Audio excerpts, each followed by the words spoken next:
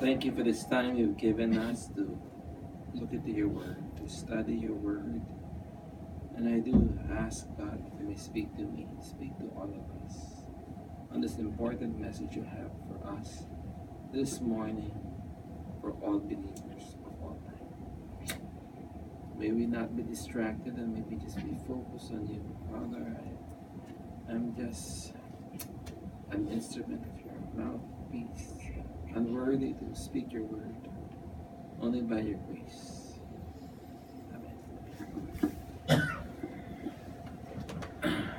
Amen. First of all, happy birthday, Sam. We'll pray for you later. And Bambina, nice song choice.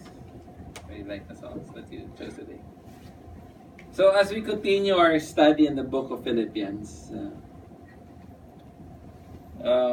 we're looking at Philippians chapter 4, verse 8 and 9. You know, the title of today's message is The Big Battle. You know, if you check the news, you check your history, alam mo, our world is defined by wars. World War I, World War II. Not only that, you have also civil wars. Wars within the country. And there's a lot of war going on. What are the different wars that we know of? We know of economic war, right? We know of trade war. We know of cyber war. We know of drug war. Especially sa Philippines, drug war. And if you're in a war, be it Filipino against Japan, or, you know, I remember a friend of mine, he's a general, retired general. He was making me kwentos. He was the one in charge of Panatag Shoal nung panahon ni Pinoy. And this general told my friend who's a general, sabi, pare, laki ng problema ko. O bakit pare? Kasi nga, kailangan ko pasakuin ng China. You know, it's an impossibility. Kailangan niyang pasakuin ito in China kasi sa Panatag, right? They're trying to claim it, and his job is to go to China and tell them to surrender. Impossible. But when you talk, and you know, for us, apparently it's our food basin, right? For fish. And whenever you're in a war, you enter the war with what? With the intent of winning. Because if you lose a war, the consequences is really bad. Right? During the time of Jesus, the consequence is what? That you become a slave. I mean, no one wants to become a slave. Slave for life, and families could be broken, right? I remember when Hitler was reigning and winning the war, the atrocities that he did against the Jews. He would separate the families. And when they separate the families, the kids are worried what's happening to their moms. The moms was worried what's happening to their kids. And they would starve them. They would torture them. And when they're starved already, when they're very, very hungry already, they would only then feed. So the kids will be eating and just go, oh gosh. After 2-3 weeks, they just feed us now for the first time.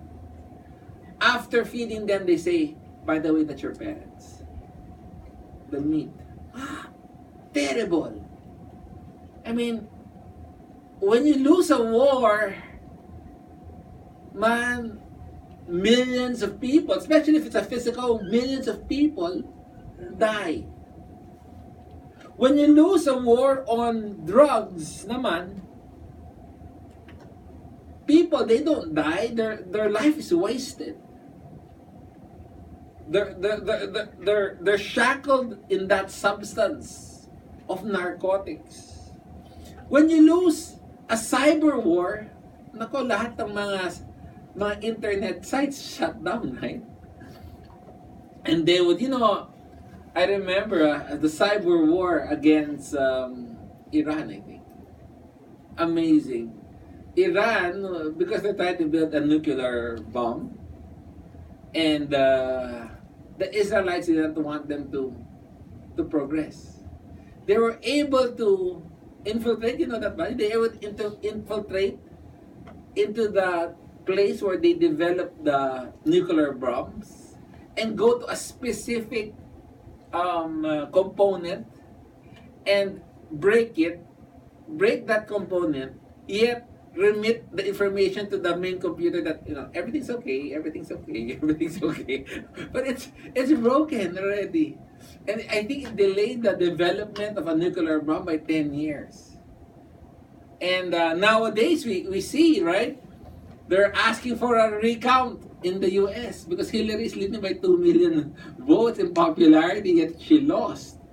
And some people said there was cyber attack, right? And 2 or 3 states. So the consequences, and the computer expert is telling Hillary to make a recount. And the consequence there is also grave. There's also the trade and economic war. There, in the trade and economic war, what happens? People lose jobs. That's what happened in the US, right? They were losing the economic war, in a sense, against China. We're in China, Mexico, and Japan. And we're in, the jobs now are all where? In Mexico, in China. And what's happening in that trade war? Jobs in the US, factories are closing down. Therefore what? Jobs are lost. Therefore what? There's no food to be fed in the family. So wars are really, really devastating. That's why countries, states, they spend millions and millions and millions of dollars. I think the biggest budget of the US is in defense, right? I think 60% of their budget goes in defense. And they ensure that if there's a war, they're gonna win it. And people, they try to build up armaments. But the sad thing here, I realize, is that there is a greater war. There is a war that is ongoing. A war that is fought not on a large scale. It's not a country invading another country or a clan invading another clan. This war is a hand-to-hand combat. This war is fought individually. It's a war that, unfortunately, all of us believers are in it. But the sad thing about this is that for some of us, we don't know that we are in a war. We don't know that there's an ongoing war. In fact, you don't know that you're in a war, that some of the things that you do is an advantage to your opponent. It's like saying that you have cancer, yet, and you don't know about it, and you start eating ice cream a lot. I heard, and I don't know if this is right? Sugar is bad for cancer. And you have cancer, you don't know, and you like eating candies, soft drinks, ice creams. If you only knew. But for some people, they know. They know that they're in a war, but they think it's not such a big thing. I need not fight it. I can do away with life. It's nothing, quote unquote, major. It will not change my life. Not like a trade war wherein I'll lose my job and there's nothing to feed and I'm in deep trouble. But for us Christians, we have to take stock and realize that there is a war, and it's a serious war. And if you're a believer, you are not exempted. You cannot get away from this war that is ongoing. So this message really, as I was making it, I realized it's a message that all believers should hear. Because it's the biggest war ever for you. It might not be the biggest war of the Philippines. It might not be the biggest war of the world. It will not be discussed in the United Nations.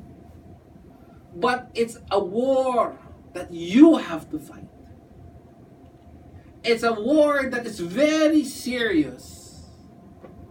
And it's a war that you have to win and not take it for granted.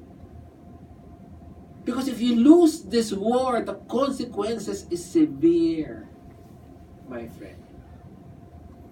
And what war is this? It's the war of the mind. That is the great battle. The battle of the mind. And this is my thesis this morning. The battle of the Christian life is the battle of the Christian mind. Remember that. If there's one thing you have to realize this morning, if there's one thing that God wants you to remember this morning, is the battle of your Christian life is really a battle of your Christian mind. If you lose your battle in your Christian mind, you will lose the battle of your Christian life. And you've wasted your life on nothing.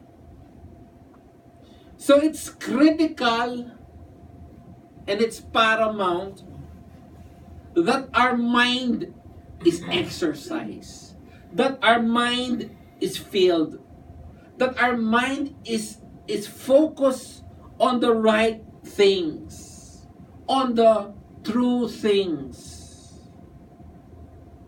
Because all the decisions that you make in life are decisions that you choose to make with your mind. Sabi nga nila, garbage in, garbage out. Go to Proverbs, please. Proverbs 23, verse 7.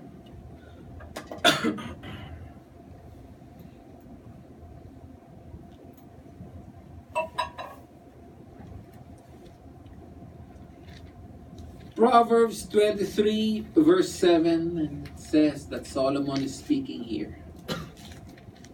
And it reads, as a man thinks in his heart, so he is.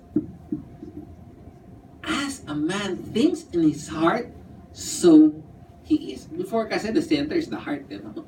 But it's really the mind. Their science before is different. The center of man before is the bowels, the intestine. But this is basically the mind. As a man thinks in his heart, so he is. And what Solomon is saying is, I'm giving you a test. You know who you really are? It's not what you say. It's not really what you do. You can fake that. It's what you think.